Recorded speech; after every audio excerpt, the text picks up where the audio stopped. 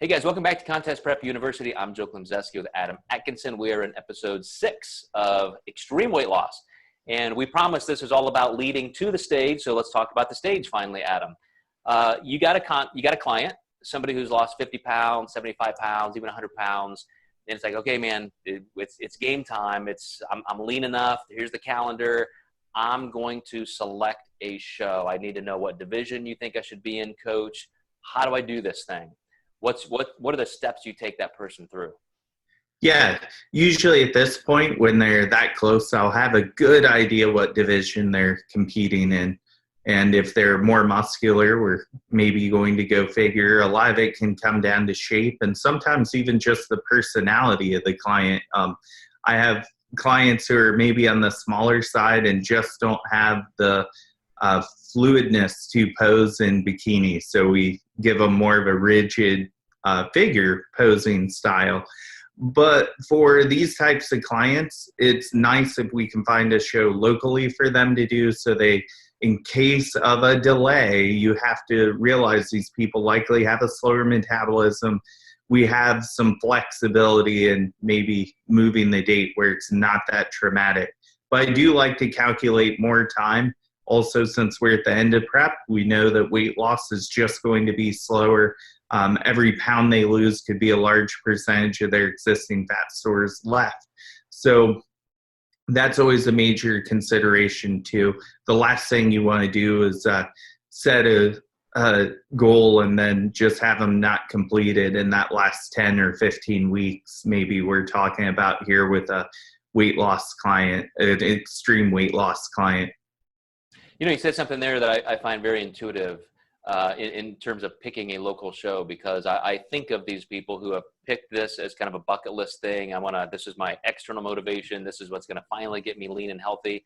There is a definite mood of celebration to that. And if they're in a local setting where their friends can be there, you know, regardless of the ultimate outcome of the show, there really is a tone to that that's different from somebody who's just, you know, trophy hunting, or they got to win this show to get to the next level in their career. And I really think that's brilliant. But do you see any downside to that? Or are people a little hesitant sometimes to like be on a stage in this posing suit in their local community? A few times. And also I see this with teachers who don't want to be in their area as well. Almost all the time with teachers, I hate to categorize and say everyone's that way, but 90% of the time with a teacher, they want to do it somewhere else. Yeah, but things to think through, right? Like before you make this decision, let's have this conversation and see what you would prefer. What are some of the other anxieties you think people have going into this as not only a first contest, but a really big transformation? You know, we're gonna talk about the actual day of the contest in the final episode, but just leading up to that point, what are other things you need to guide them through? Yeah, well, posing, suit selection's definitely key, division selection. And then also, I think just guiding them through the psychology. A lot of people are on Instagram nowadays, so it's not really like going on with blinders.